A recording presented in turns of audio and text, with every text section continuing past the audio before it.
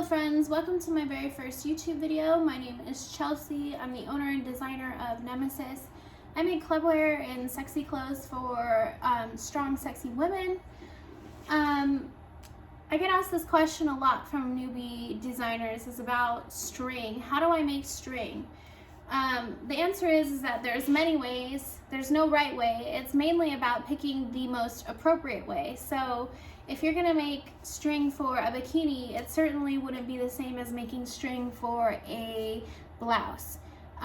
There's no right way, it's just the most appropriate way. And also vice versa, if you're gonna use the blouse method on bikini string, you'll find that as soon as there's any weight or pull on it, it will pop, and essentially your string will come undone, unraveled, and you don't want that. So let's get started.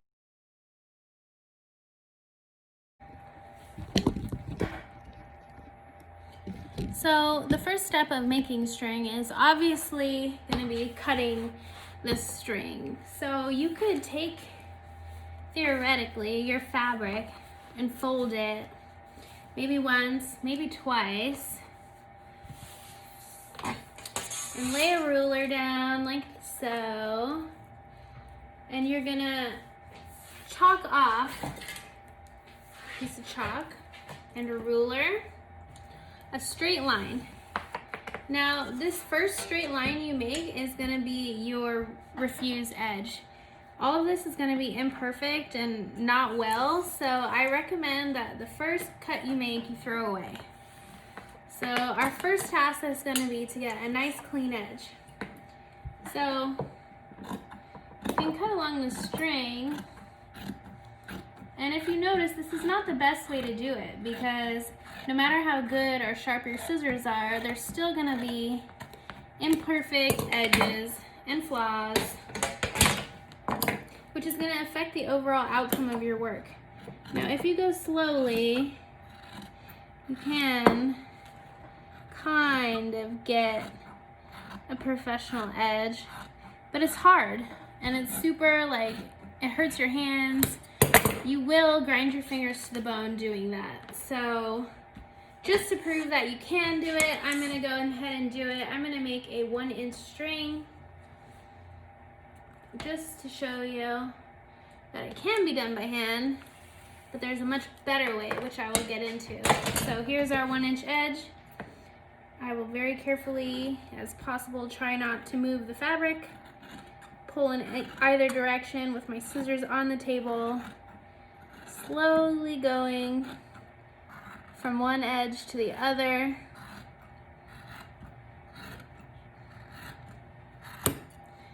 And there you have it, a really long piece of 1-inch satin ribbon. But if you look closer, it's not perfect. Do you see how it could be better?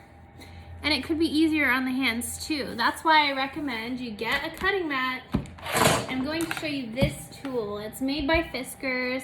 Quilters use it, but also I use it, and it is my saving grace when cutting string. It is a rotary cutter that cuts straight. So I just place it on my mat. Let me move my camera. Place it on my mat, and as you can see, following this line to this line, the 2 squares equals 1 inch exactly. I can easily cut in, fraction of the time, a perfect, crisp, amazing 1-inch ribbon used for making string. Now, I kind of forgot when I was cutting this, the whole point was to show you that it's perfect, easy, and, easy as 1, 2, 3. But I would generally, because it's folding and this fabric tends to fray, cut a little bit bigger than 1 inch. So the next one I'm going to cut is going to be 1.5, just so I could have enough seam allowance for this specific technique. So here's 1.5, 1.5 on this cutting mat, and just like that, boom. Oops.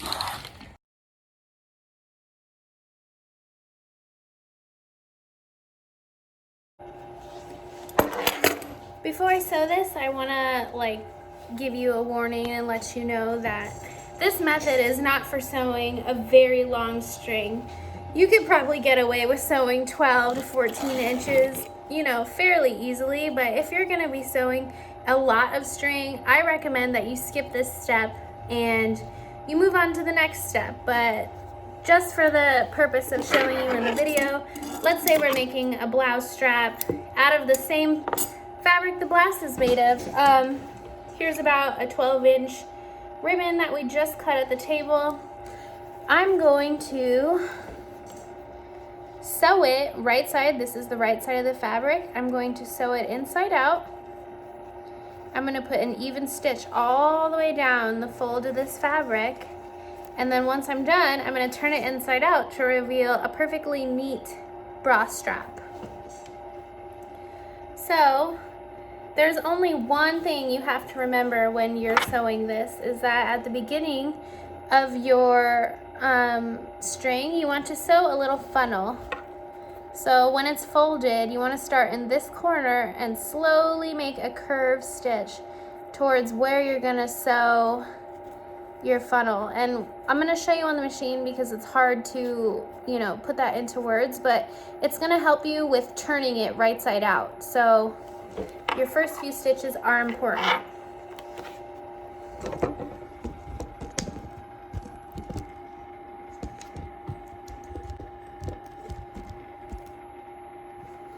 Okay, again, look at my fold. I'm gonna fold it, and the whole time I'm sewing it, I'm gonna be looking at this line. I'm not gonna be looking at the needle. I'm not gonna be looking around here. My only goal is going to be to sew the fold perfectly on this line. So, like I said, the first few stitches is a funnel. You start up in this corner, and you slowly walk your machine towards the edge that you're going to be sewing. So from the corner, and slowly form a curve towards the fold that you're going to be sewing. So now you see that it's perfectly lined up with this line. So here's a closer look, and like I said, this is not ideal for a very long strap because turning it would, you know, wear your fingers to the absolute bone. But for something where you absolutely must have a matching string made from the same fabric as the blouse or high-end dress, this is really the perfect strap. Now, as you can see, the only thing I'm watching is that the fold is perfectly lining up with this number one, and I'm feeding it evenly into the machine as possible.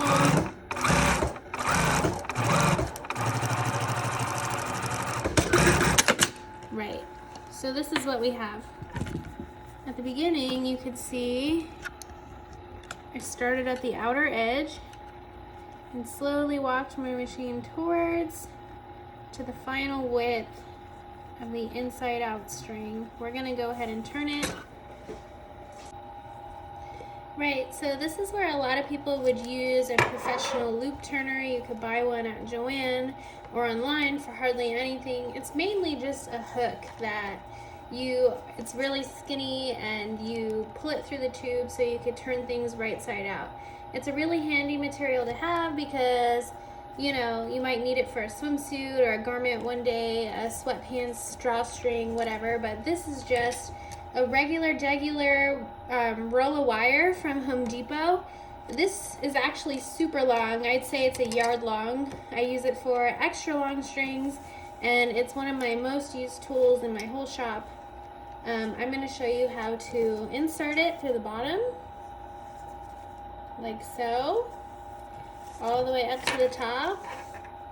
Right, and that's where our funnel comes into handy, because if you remember, it's wider here because it's gonna turn more easily. We're gonna put the hoop around like this, can you see? And I'm gonna try my hardest to get a firm, this is key, you almost want to poke a hole in the beginning because you don't want it to come unhooked at any point during the turning and tugging. So I'm gonna hook it on like so, and I'm even gonna try and puncture it a little bit so that it doesn't come undone. And if you apply slow, even pressure, and your fingertips squeeze and slow, even pressure pulling down on the hook, oops, see, like it came undid. So push it back through, make sure I get a better hole. Where is it? Okay, one more time. Slow, even pressure. I'm going to attempt to, oh, here it goes. Work my way down the string, turning. Can you see it? I'm tugging and pinching and trying to give even pressure. Almost there, almost there. And if you could see, it's turning right side out.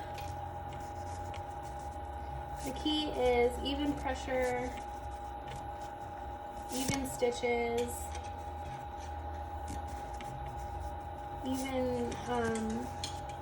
even strips of fabric.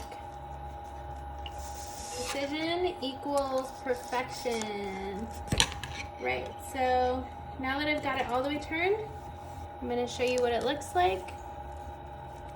Here's a piece of turned ribbon. Now, I like to iron this just to give it that extra finished look, but it's strong. The seam allowance that you leave inside of the thread, you notice that I didn't trim it down at all because it needs that to be strong. So here is type number 1. The second type of string I'd like to introduce you to is bias string. This string, also right here, as you can see, is really cute and neat. And as you can see, you could feed in a raw edge and have it finished under the machine. It's really helpful for tops and panties and all that good stuff. Also, I will say that it does make an acceptable form of bikini string. So the tool looks like this. It hooks up to your machine and it folds it twice on itself and spits it out fairly easily on the other side, already folded nice and neat. One thing I will say about this is that this is an industrial tool. I'm not sure if you could get it for your home sew machine, but I'm sure you can. At the very least, try and get something that resembles this. This is super important, as well as this. So the company that made this is, I believe, called Golden Eagle. This is the 24 millimeter. You put in a 1-inch fabric and out it spits this beautiful little, I think it's 1/4 inch string. So I'm gonna take it to the machine and I'm gonna show you how I use it. So here we are back at the machine. I will say that the bias tape binder does take a lot of effort and it kind of sucks to take it on and off. So again, when I do switch the machine over, I like to do as much as possible.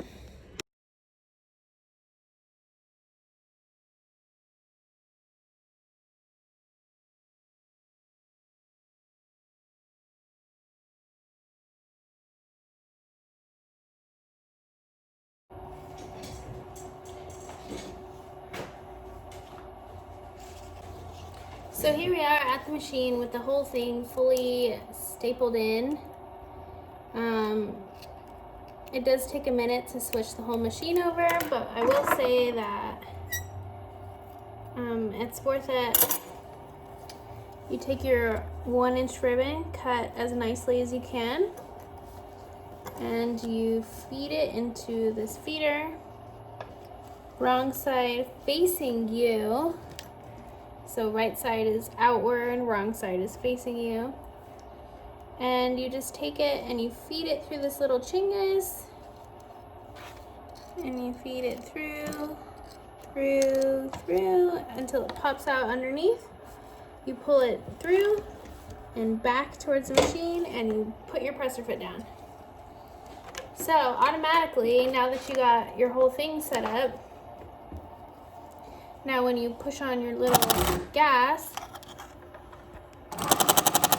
without much effort at all, you will get a beautifully folded piece of bias tape. Now, I will warn you that it does take a little bit of practice, and the string does have to be correctly cut, or else it will, you know, come unraveled in places. And if you were to attach it for, let's say, a bikini or whatever, it's as simple as taking the unfinished edge. This is just a piece of scrap material, and while your machine is going, you just feed it through.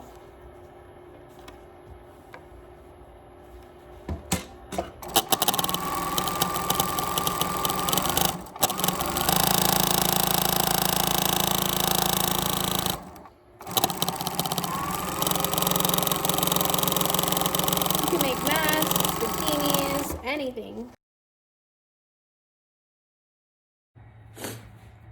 So the next type of string I'd like to talk to you about is one of my favorites. I use it for swimwear, and you could only do this with a high quality stretch lycra, aka spandex. It must be high quality. So that's something to think about when you're purchasing your ideal fabric, but this is a roll string. That's what I call it. I don't know if there's a proper name for it, because it actually occurred to me one day by accident when I was trying to sew a different type of string, and it jammed. And it got this perfect, beautiful little string coming out. So as you can see, there's no stitches. It's just a really nice, high quality piece of lycra that was cut on the grain and pulled taut. So there's no magic to this. If you could see, it just maintains its shape through whatever magic memory it's got. So when you're wearing it, every so often you might need to pull the strings taut before you put it on, but for the most part it stays.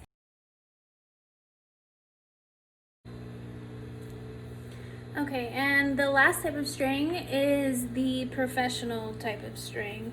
It is sewn inside out on itself on a specialized machine, and this is what you would find from a factory. This is the correct way, the most industrial way, and it's very strong. So if you want a high quality finish like this, unfortunately you need to use a professional specialized machine. You buy a machine and it only does this. Now, I did some poking around a few months back, and I spoke directly with the Juki dealer, and they quoted me a price of almost $30,000 for a machine that only does this. This is what you would find in a manufacturer, whatever. So now I almost took that for an answer until one day I was sourcing fabric in downtown LA, and I started noticing a lot of mom and pop sewing machine shops, a lot of machines for sale that looked old, but as you gain experience in the industry, you realize that just because a machine is old does not mean that it does not work like a champ. So I started asking, and you know, the first 8 or 9 people I asked was a flat out no, we don't know what you're talking about. And then all of a sudden, on this really unassuming tiny ass shop, I talked to this guy, and he was like, yeah, I know exactly what you're talking about. I can make it for you. And I was kind of stunned that he said yes. I was in disbelief. And then the next day I came back and I picked up this old machine that he had converted to a string machine. It's actually an old school industrial overlock, aka serger. He put a permanent attachment onto it, and so now all this machine does is pump out string fast and easy, and it has saved my life. Now, if you're a professional and you can foresee the string hell, it's definitely worth the couple grand to invest in a string machine. You get this perfect result. It's uniform, it's wonderful, and professionals use professional tools. That's just how it goes. So I'm gonna take you over to the machine and kind of try to explain it. It is a bit scary. I'm a little bit scared of it myself, but let's do it. So here we are at my string machine. I'm going to turn it on. This machine, I kind of looked up in the manual, is older than I am. It's about 34 years old, but as you know, machines don't go bad if it's properly cared for. There's a lifetime on it, and it lasts and lasts and lasts. So I'm gonna give it, well, I'm gonna back up a second. So this right here is part of the machine that was added. This is a puller. This guarantees that the string that's going in through here, do you see how similar it is to the bias tape binder? It goes in here and it comes out, and this is what it locks on the inside of the fabric. So let's take a look at this workhorse in action. I've got it all set up. Here's my string coming out the other end. Ideally, you would, if you're a professional and you buy your fabric in LA or New York, you would take it to what's called a cutting company, and that's where you would pay for them to cut it, attach it all, and put it onto a roll for you, to where you would just put it on this chingus, it would feed directly into the machine, come out, and you could do a whole bunch of string in a small amount of time.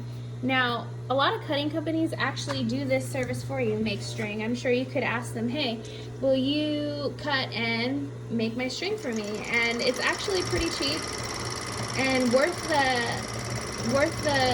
you know, money to not have to deal with making string, because it is an advanced thing. So another thing to think about for sure.